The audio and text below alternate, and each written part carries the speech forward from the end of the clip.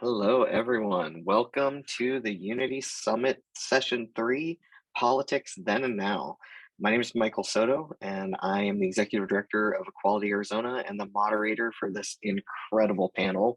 I'm so honored to be here today with this panel, some of the most brilliant minds in our country and certainly in this state around politics in Arizona. We're going to have the panelists introduce themselves in just a second. I'm going to give a little bit of context first. I am so grateful every day to work with our amazing partners at One Community. We have done some incredible work together this year and over the many years. We are so thrilled to do this work to activate the business community, the LGBTQ community, and the faith community for LGBTQ equality in our great state, in the many cities in our great state, and in our nation. During this panel, we're going to discuss the issue of Arizona's non-discrimination law, including the benefits of updating the law to include LGBTQ people, and what that would bring to our economy, culture, and our workplaces. We will discuss past approaches and efforts over the years while covering about ways to bridge the political divide, a particularly salient topic in our time. We want to talk about the lessons learned and how we can work together in a bipartisan fashion to update Arizona's non-discrimination law to include LGBTQ people. So as I mentioned, we are so fortunate to have some of the most prolific leaders in Arizona with us today. I cannot thank you each enough for taking the time out of your incredibly busy schedules to be with us. So let's kick this off with a round of introductions. Senator Brophy McGee, would you start us with introductions?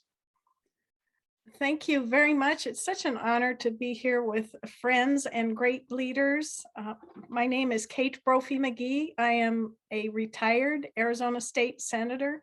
I represented Legislative District 28 in the Arizona legislature for 10 years. I spent 6 of those years in the House, 4 of those years in the Senate. It is a safe bet to say that public service is my great passion.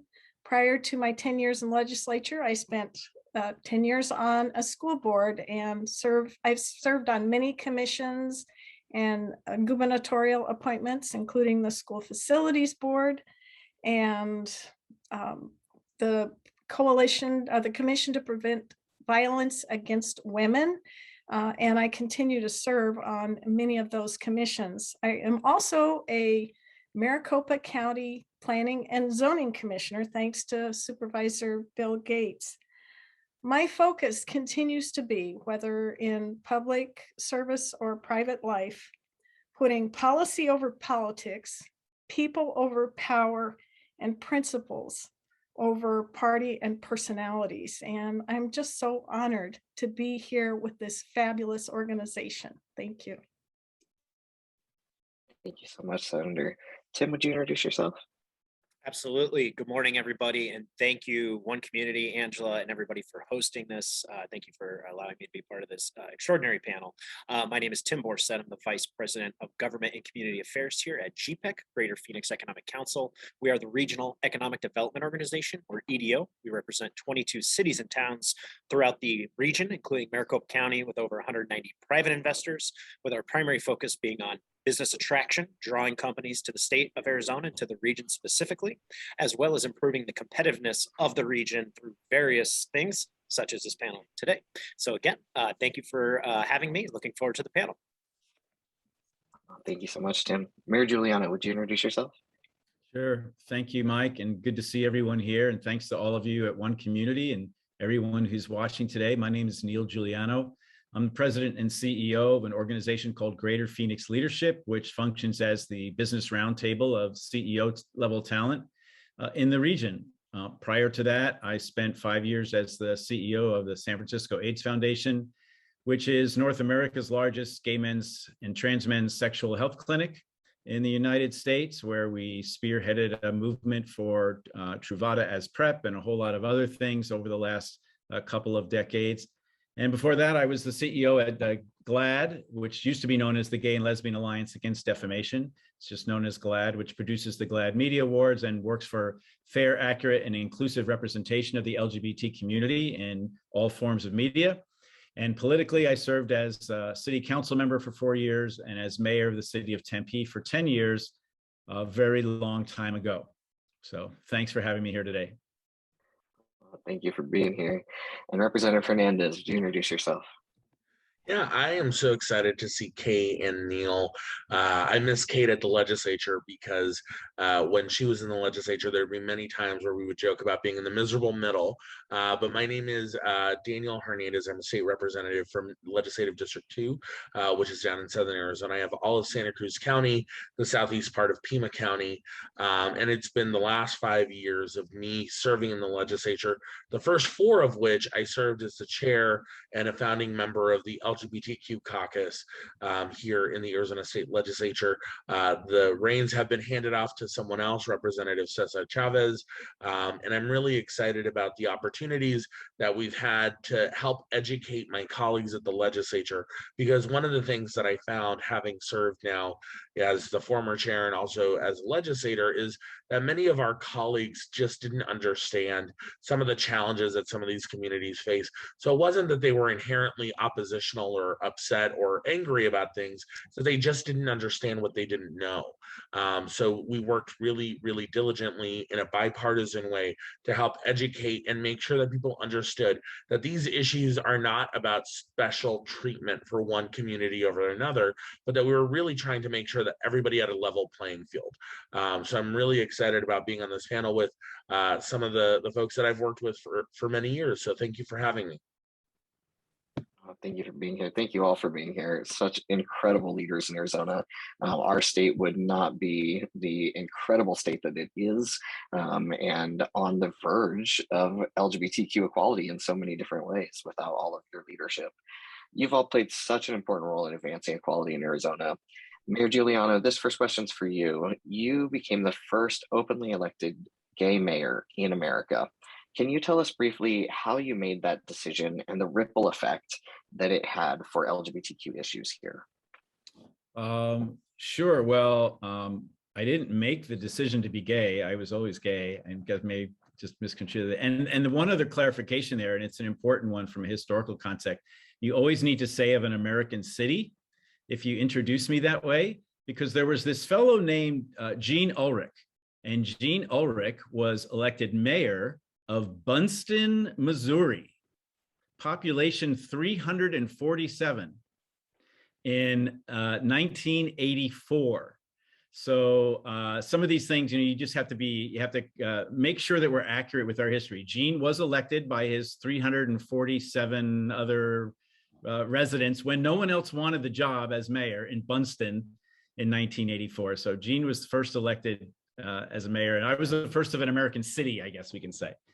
So I appreciate that. And for me, my path to being an openly gay elected official was like many journeys. It was not a very easy, neat, straight line, no pun intended there. I always knew that when I was first elected to office, I always knew that at some point I was going to have to live authentically and be open and be out. But it was a process to get there, and I'm happy that I did it when I did in 1996. And so for the final 8 years of my decade as mayor, I was out. And for 6 of those, Tempe was the largest city in America with an openly LGBT mayor until David Cicilline, the mayor of Providence, Rhode Island, which was about 10,000 more people than Tempe at the time. He got elected mayor of Providence, and we passed the crown to him. So these are very different times in the 90s and early 2000s, 20 plus years ago. I've been out of office 17 years now, and the culture has shifted so much, and it has shifted for the better because of what the business community has done, because of what cities and towns have done, state governments have done, and because of great work by local, regional, and national activists like Michael and Angela and so many others. So I'm happy to be a part of that journey as a community, and happy to still play a role any way that I can in advancing us toward full equality.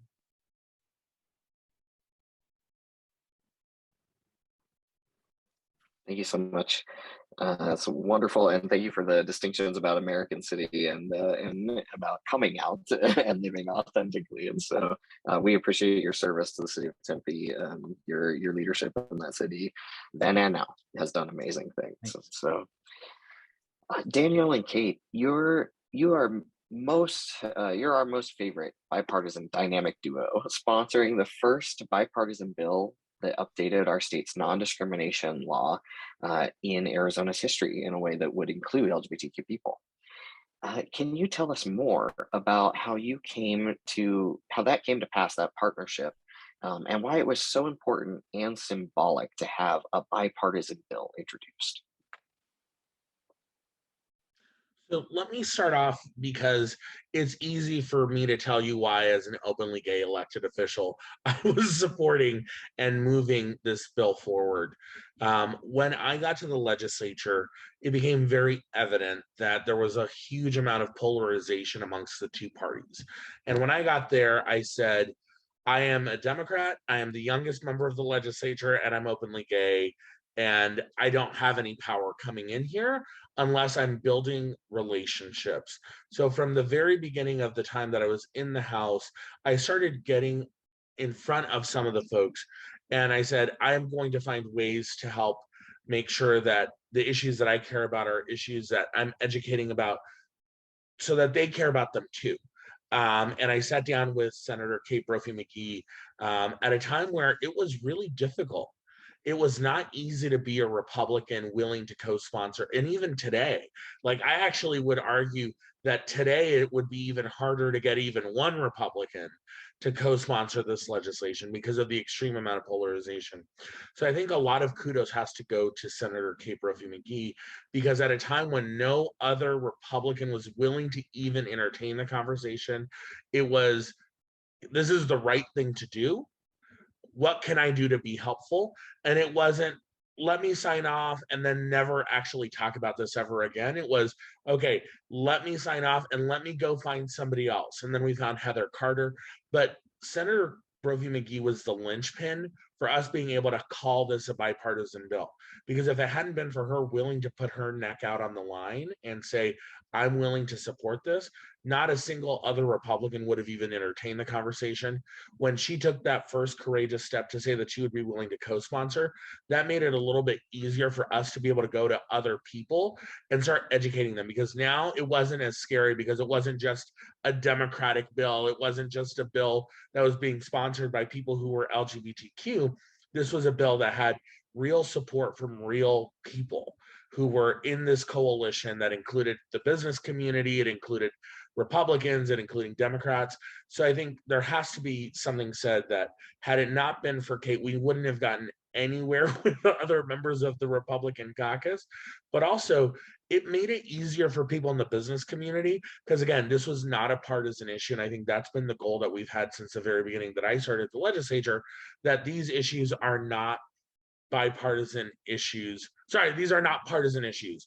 LGBTQ equality should not be a partisan issue. This should be something that all lawmakers, all elected officials can get on board with. We just have to help educate and get them to understand why it's important. So before we got too far, I just wanted to acknowledge and thank Senator Kate Brophy McGee for all hard work. And I think last thing that I'll say on this is, we have not been able to get this bill passed. And it's actually harder now than it was, because the bill is no longer bipartisan. But I think we made a lot of strides in helping educate. The problem is the very partisan nature of the legislature means that a lot of good ideas go there and they die. But we weren't willing to just let it go by the wayside. So even though we don't have the bipartisan support right now, we're still working hard to educate folks to get them back to the point where we were able to get Kate to sign on board, and Heather, and hopefully we'll get a couple more next year. So I'm going to tell a little bit of a story that Daniel's first year in the legislature, I went over to meet this larger than life, literally, individual who I had long respected ever since reading about him running towards the gunfire to cradle Congresswoman Gifford's head in his hand, save her life.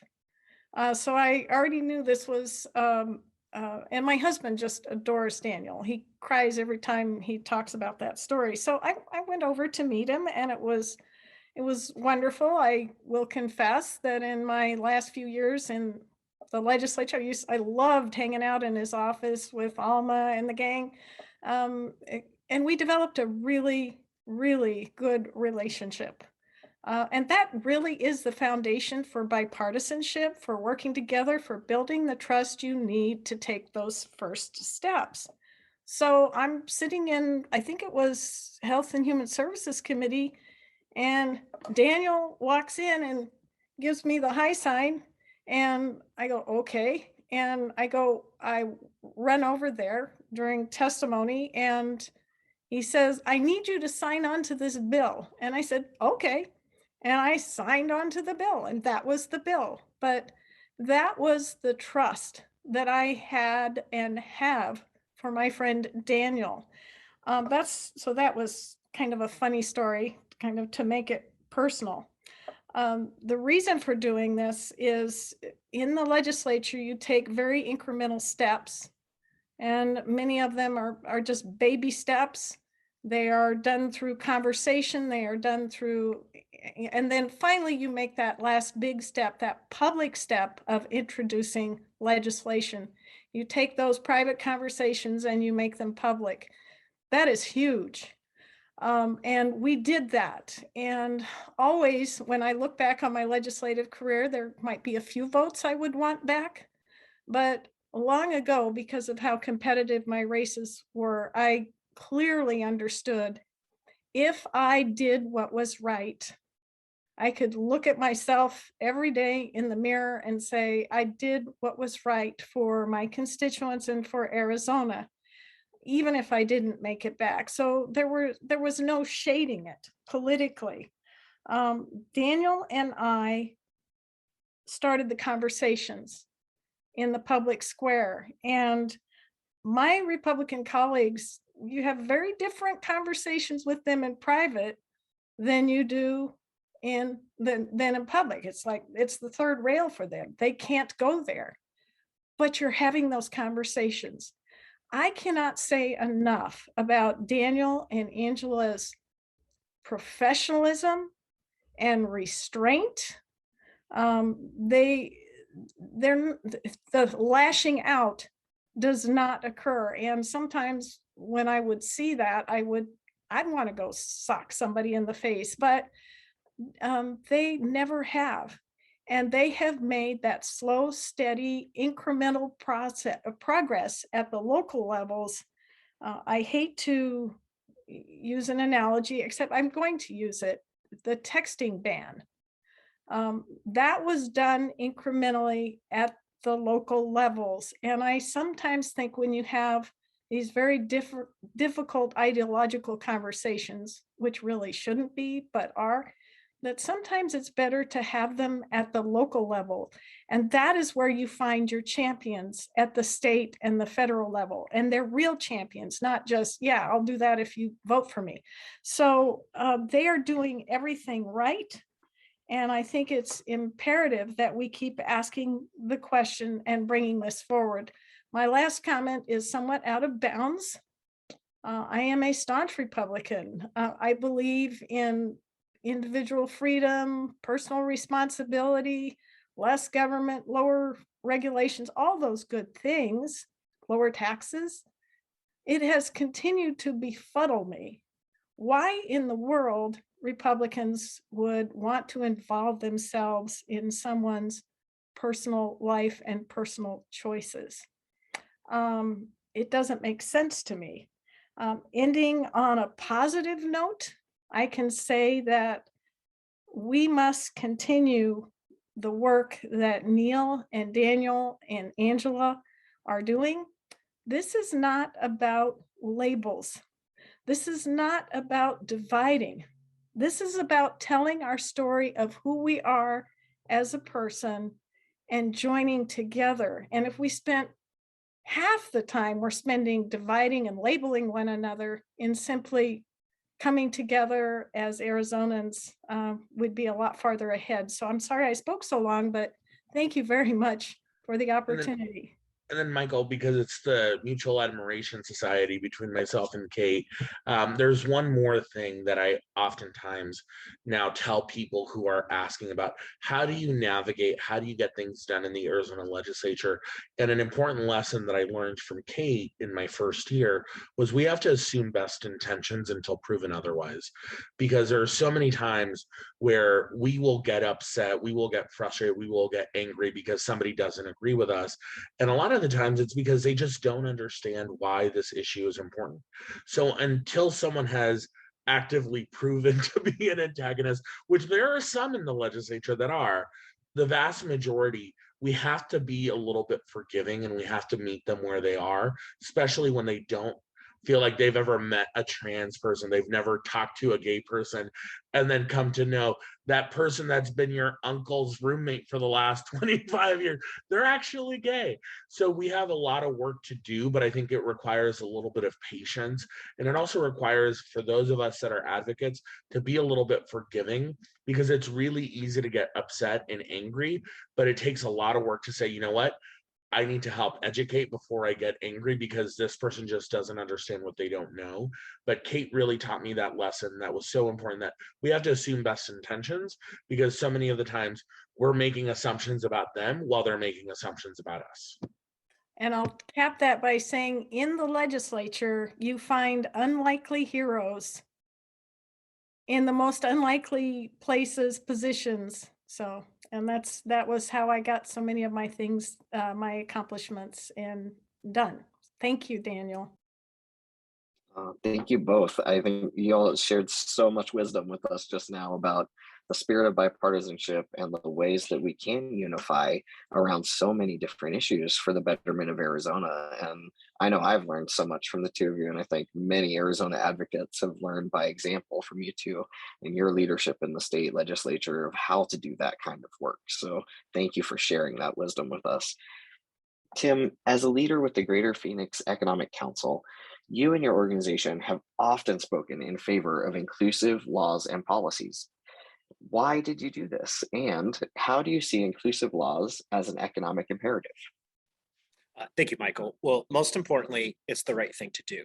The business community outside of, say, one community's work has always been slow to engage on some of these social issues. A lot of that has changed, obviously, in the last 10 years. But again, that is the most important thing. 10, 15 years ago, organizations like GPEC, you land a company, you have a program, you invite the electeds, you cut a ribbon, you go home, you move on. That is still a key component of the job. That being said, it has expanded quite a bit more. Staffs at these organizations, companies themselves, younger, much more diverse. This is important to them.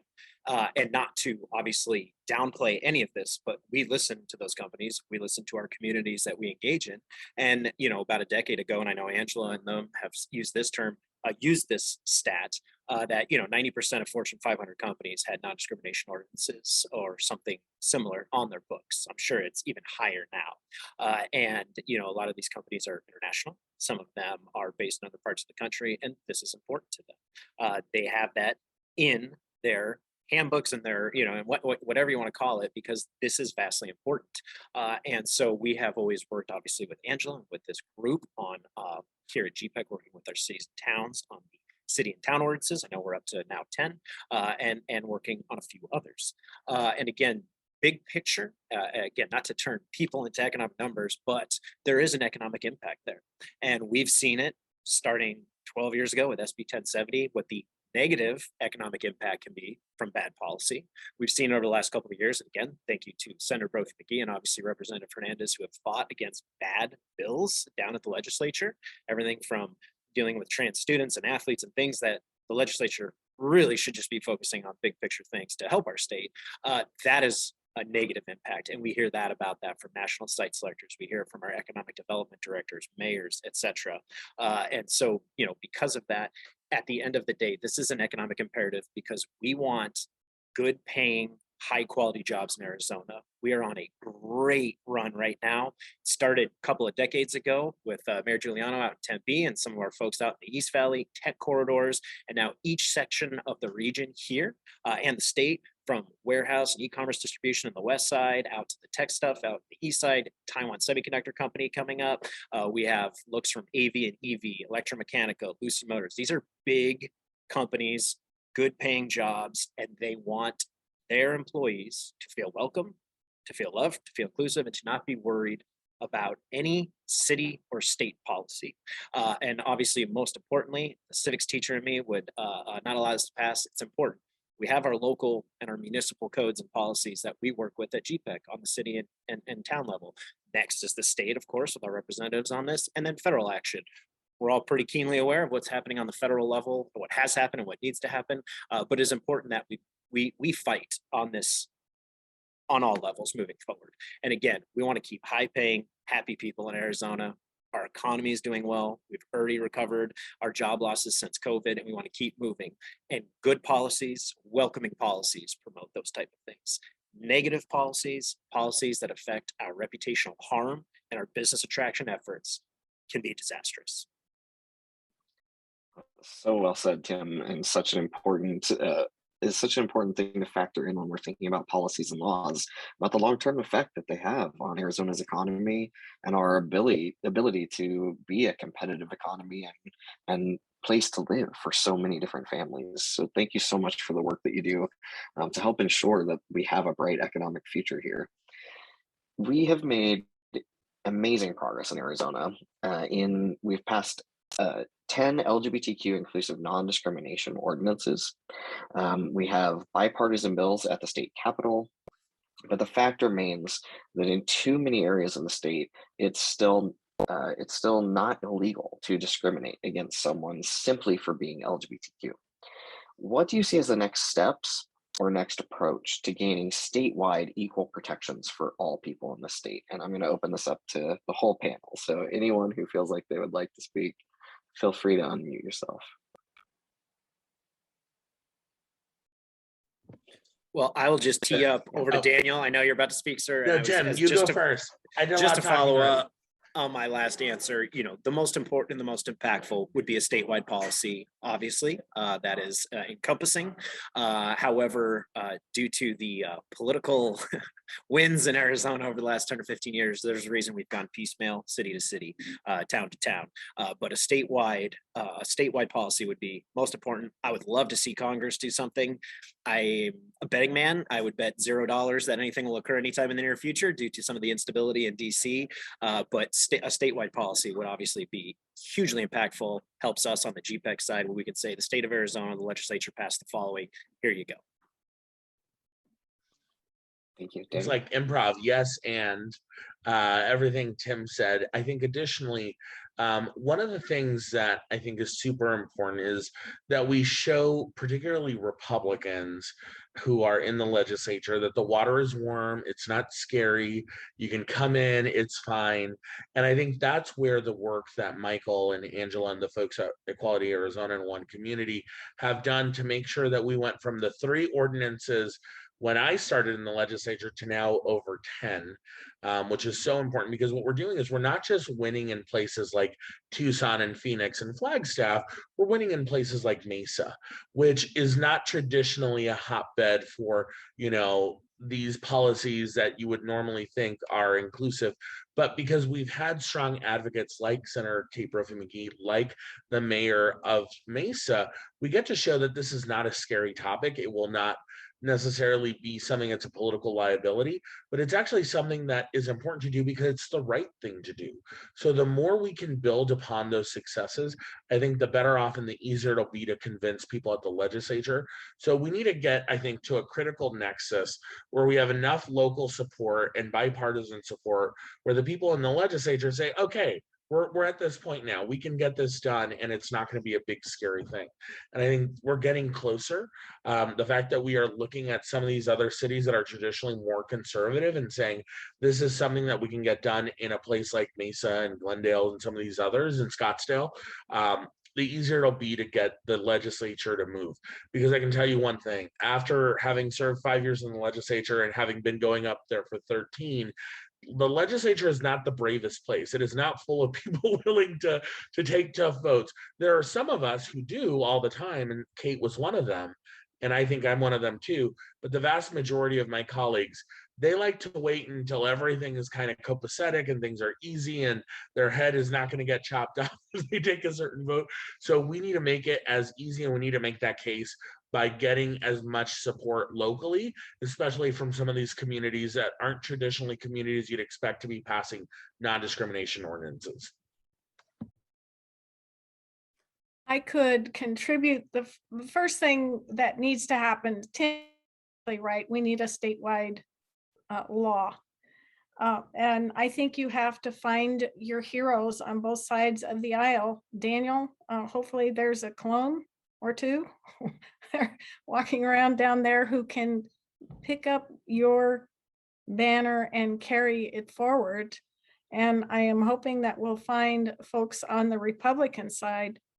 The local approach is often kind of snubbed, and it is the most fundamental way to build that foundational support for a statewide initiative or a statewide bill, which would simply codify those local initiatives. And I, having experienced that with sponsoring the texting ban, I actually think that's the way you get there. And again, you have those conversations at the local level with real people, with the Neils of the world and with their constituents who are experiencing this. One of the really toxic bills, I think I was one of 3 Republicans to vote against SB 1062. I have keepers, I call them correspondence, that I kept for over 10 years in the legislature. And I received a letter from a woman who was a mom to a gay male. She, I hold it dear to my heart.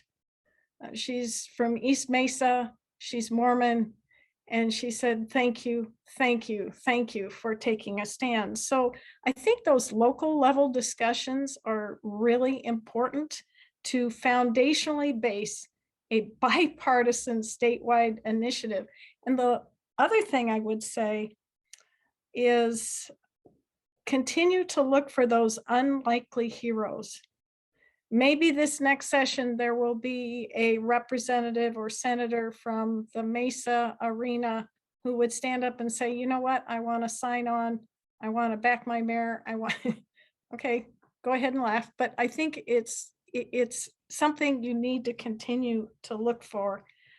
And I honestly think we will get there.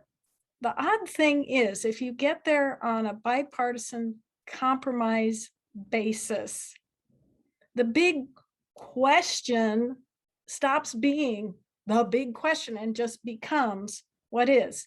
The labels go away, people become people, and it advances our state and our unity. Thank you. And we're having 13 new lawmakers in January, so who knows, there might be a diamond in the rough amongst the new members. Well, look, let me jump in there and acknowledge that everything Representative Hernandez and Senator Brophy McGee said is absolutely correct. Culture leads and politics and law follow. The reality is, though, in Arizona, despite all the good work that can be done in building those relationships and having those conversations at the legislature, is that Arizonans are already supportive. Americans are already supportive of inclusion and equality. What we have and what we face in Arizona is a group of legislators in the Republican Party, to be honest, who don't want to accept the fact that the culture has advanced that far. And they are responding only to the part of their party that does not want to support inclusion, even though they know that the majority of people, even the majority of Republicans these days, and especially the majority of younger Republicans these days, support full equality and inclusion. So what do you do when you're in that kind of a situation? Well, you do what we're doing here today. All of you who are watching this today, your role is more important than ever, because you are the visible representations, either as a member of the LGBTQ community or as an ally, you're the visible representations of full equality and inclusion out in the broader community. You may never go down to the legislature, but your role in advancing all of these issues we're talking about here is just as important, because you're involved with that person-to-person conversation at your church, at work, at your neighborhood association, at your PTA meeting, wherever it may be. That visibility helps move things even further along, so that maybe the next Republican legislators that are elected in a couple of the more moderate leaning districts in Arizona will be the next Kate Brophy McGee's or Heather Carter's, right? They're out there. We just have to work and continue to evolve to make it possible for them to get elected and possible for them to serve. And then they'll be able to respond to what the culture already is, which is fully supportive. Absolutely. Thank you so much for all of you. I have a couple of follow-up questions. So Daniel, you mentioned there are a lot of new legislators that will be in seats in January. And so thinking ahead and looking ahead, what do you believe are the greatest challenges or the greatest opportunities of the 2022 legislative session? I think the greatest challenge is the fact that we are in an election year, which means that typically what will happen is people will beat their chests and try and run as far to the left or as far to the right because they're going to be in primaries. Unfortunately, because the current districts really favor people who are in safe districts who are running for a primary audience mostly, we are not having people going to the Capitol and saying, I'm going to find a bipartisan way to get things done and compromise. Like, that is not what people are running on. What people are running on is, I am the most liberal or I am the most conservative. And that becomes a challenge because during an election year, when you are trying to show to your potential new district, because we're in a redistricting year, that you are the most blank, it is going to be a lot of folks who are going to be putting up a lot of statement bills, even if they don't necessarily want the bills to go all the way through, because I've already had conversations with some folks on both sides that are like, yeah, I'm introducing this bill. I don't actually want it to get passed. I want to be able to get credit for introducing it and having that conversation. I think that's the challenge, that with it being an election year, we're going to see a lot of pumping up of chests and people beating their chests trying to get attention. The biggest opportunity is the fact that we have 13 new lawmakers on both sides of the aisle. I've never seen such a big turnover in between sessions. I don't think we've ever had this many vacancies. And I'm hearing there's going to be a 14th in the next 2 or 3 days. So with that big change, that means that there is almost a third of the people who are coming back who have never had any experience in the legislature, who don't know what they're doing. So it's going to be a lot of work to help get them caught up to speed while simultaneously trying to get out of there quickly, because it's an election year and everyone has to be up for re-election in August of next year. Wow. I want to open that question up to the whole panel as well. Anyone else? Tim, what are your thoughts? Michael, I think I missed the very beginning part of your question. Could you repeat it, please? Yeah, just looking to the near future, what are the biggest challenges and opportunities for the 2022 legislative session? There are quite a bit, as Mr. Hernandez just pointed out with there's already an issue dealing with bipartisanship now with all the new members. It's going to be very difficult. Speaking from a GPEC perspective, just trying to get in front of legislators and discuss what economic development is, why certain incentives like state incentives are good, and why they have a 2-to-1 ROI are good and benefit. Sometimes getting the most mundane of details across to some folks is very challenging.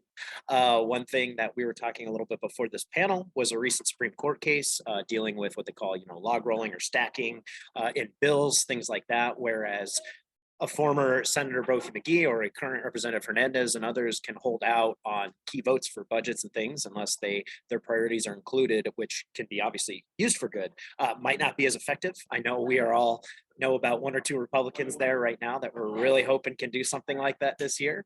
And that might be neutered a bit. Big picture, I know this is not non-discrimination ordinance, but it does deal with equality. We're looking towards, voting rights issues or voter restriction bills, things like that impacts us all. And again, as we want to push for something like an NDO, statewide NDO, it's going to be very challenging. And so again, with the makeup and with the numbers and with just the political instability, it is tough. I would be remiss if I didn't mention this. When we talk to our national site selectors, these are folks who are set up throughout all major markets who companies hire to find a new location for a headquarters, for a new outlet, whatever. They love Arizona. They've always liked the pro-business slant and some of our policies. However, the two things that are listed most commonly are the political instability. They do me down to legislature.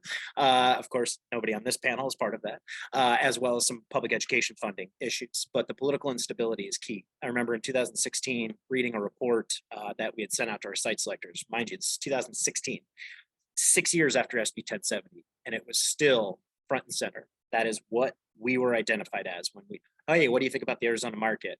Arpaio, pink underwear, immigration, discrimination. And, that was 6 years after.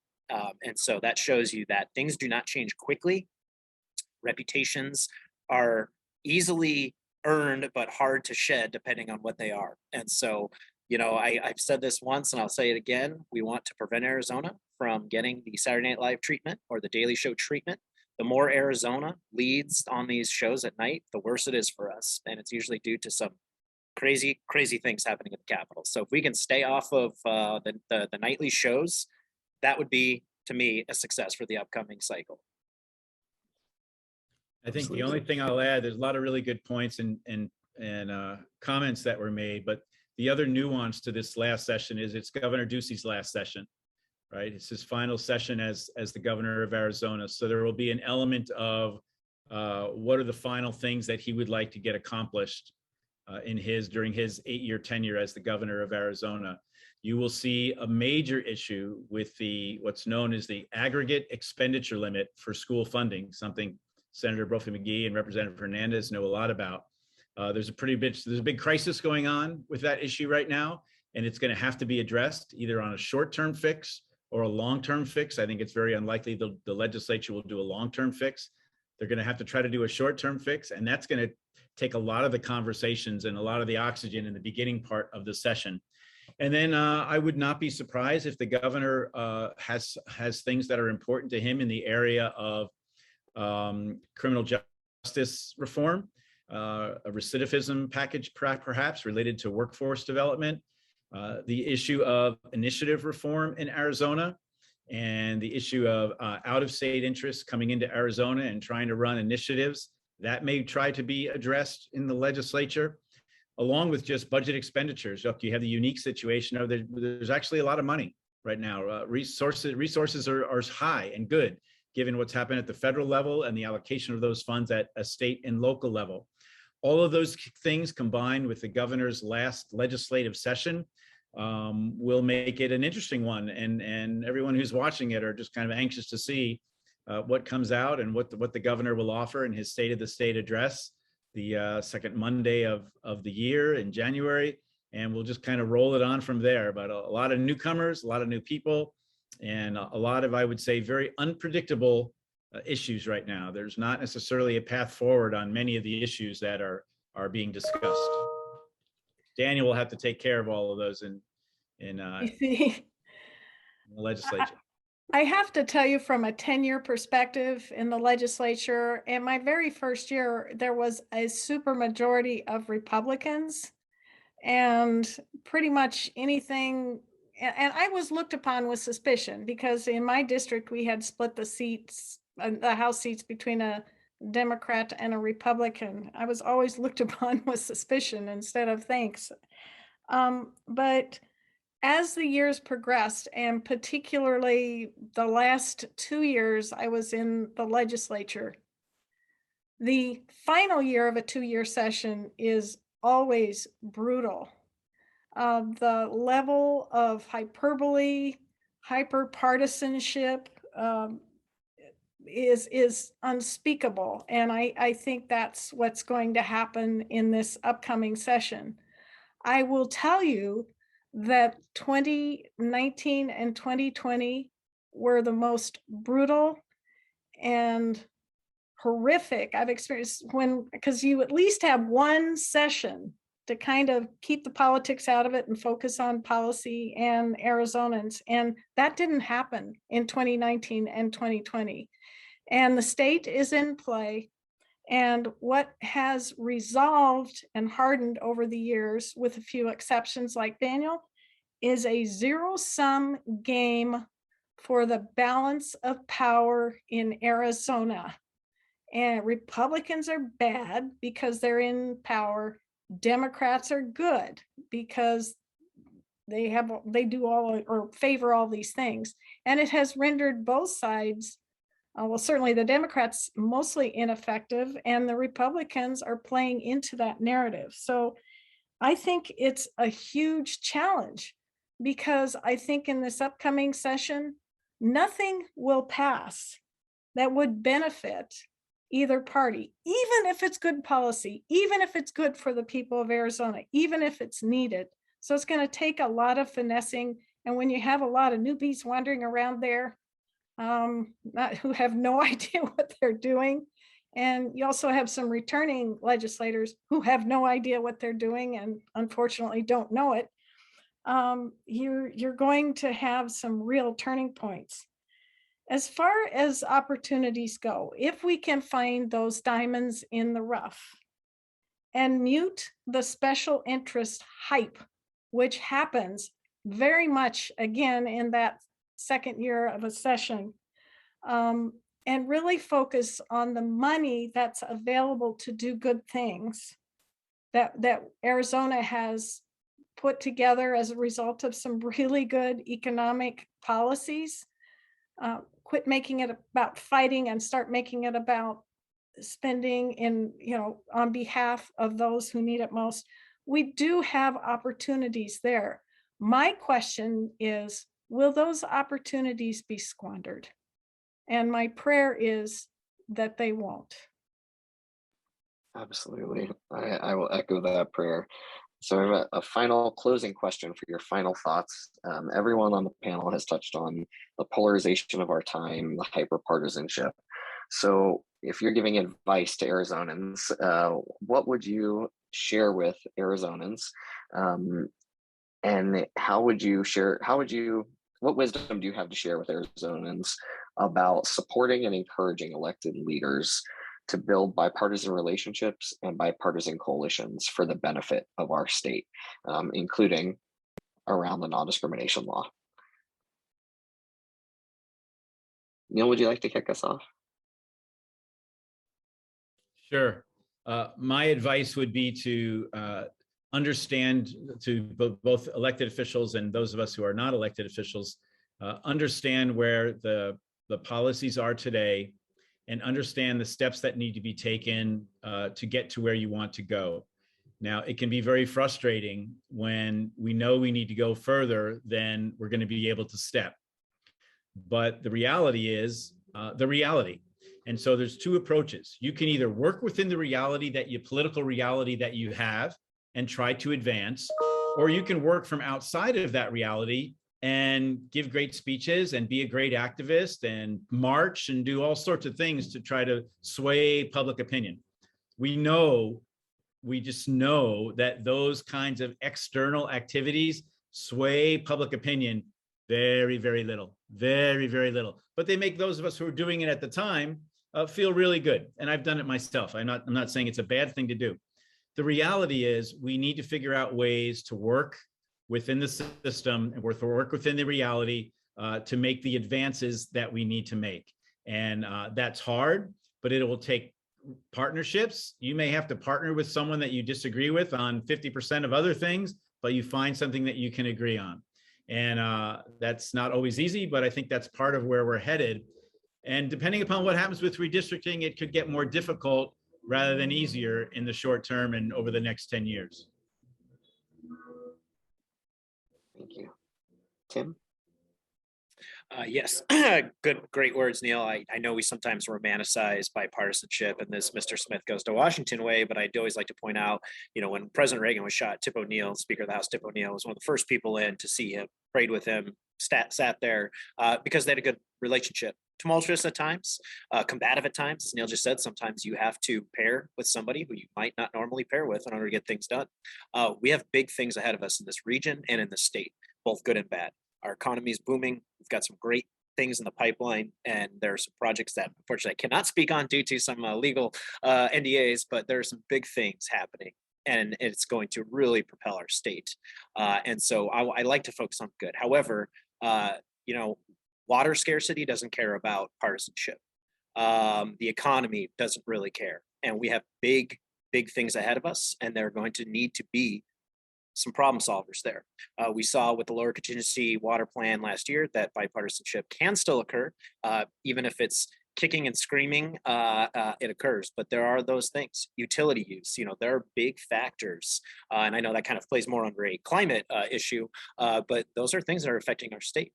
Of course, to bring it all back, stay focused on good policy. As Senator Brophy McGee said, hey, she's a limited government Republican, but she also identifies and acknowledges that people, again, want to be included, loved. That to me, it's a no-brainer. And I would say to all of our legislators on both sides, get off Facebook, talk to your constituents. Twitter is not real life. Facebook is not real life. Talk to your constituents. Three great representatives on here of when you speak to your constituents, when you acknowledge their concerns, and when you try to move your community or state forward, that is a good thing. Absolutely. Daniel? So I know Kate knows this about me, but I am a big fan of Dr. Maya Angelou. And I feel like so much of what she says applies to the work that we do in politics. After the election last year, I actually sent Kate my favorite book of Maya's, Dr. Maya Angelou's poetry. And there is a quote that I am always kind of reminded by, because a lot of times when we are working on these things, it seems like it's not moving fast enough. It seems like nothing is getting done. It seems like no matter what we're doing, we're hitting walls. And there is a quote that she has, which I think is so prescient to this conversation, which is, seek patience and passion in equal amounts. Patience alone will not build the temple, and passion alone will destroy its walls. And I think being in the Arizona legislature, where nothing big happens right away, it takes time, it takes energy, it takes focus. We have to be patient, but we also have to have urgency and passion. So for those of you that are at home watching, I would say hold us accountable. Don't let our feet off of the fire, but be willing to be a little bit forgiving and be willing to give us a little bit of leeway, because we may not be able to get something done today or tomorrow, but everything that we're doing, every step, every little bridge that we build, every little step that we take is all in the service to a greater good. Even if at times it feels like it's not moving fast enough, it's too slow. It is done in a way that is going to be the best way, and that is to make sure that this is long-lasting bipartisan change, because nothing big that is important ever gets done with just one group over another. We need to make sure that it is bipartisan, that we build that support, but it's going to take some time. Incredible. Thank you so much. Such important advice. And Kate, the last words. Thank you. I'm going to kind of echo Daniel's words, not so gracefully. Respect incrementalism. It has been my entire experience over 22 years in this, some kind of public policy forum, that bipartisanship and compromise builds the lasting solutions that carry us forward. We don't have to keep going back and revisiting them and revisiting them. Everyone on both sides of the aisle has skin in the game. Encourage your legislator to build relationships with their colleagues on both sides of the aisle. That's a good thing. And to Tim's point about getting off of Facebook and Twitter, oh God, please do that. Authenticity. Neil talked about that. Encourage them, allow them to be their authentic selves, not some parody that promises you all sorts of things they can't deliver because they've got an R or a D after their name. And a thought that a friend of mine shared with me about maybe how we get to the meeting in the middle on non-discrimination legislation. He suggested that we focus on ensuring that government, small government, is using the least restrictive means possible to bridge the gap between two competing points of view or principles. And what that will do is ensure each individual is allowed the God-given humanity they deserve to flourish and pursue happiness. They can shed whatever their label and be people who are loved and respected because they are people. And it's just been such an honor to serve on this panel. Thank you for inviting me, and thank you for my fellow participants for putting up with me.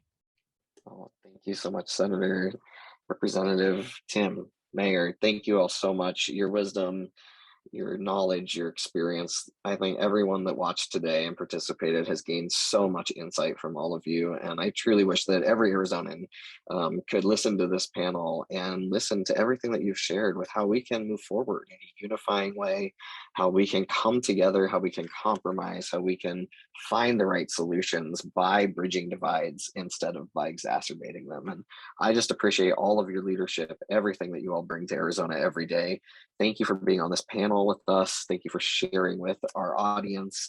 And thank you for the leadership and the work you do every single day to make Arizona a better place for everyone. I appreciate you all, and thank you for your time today.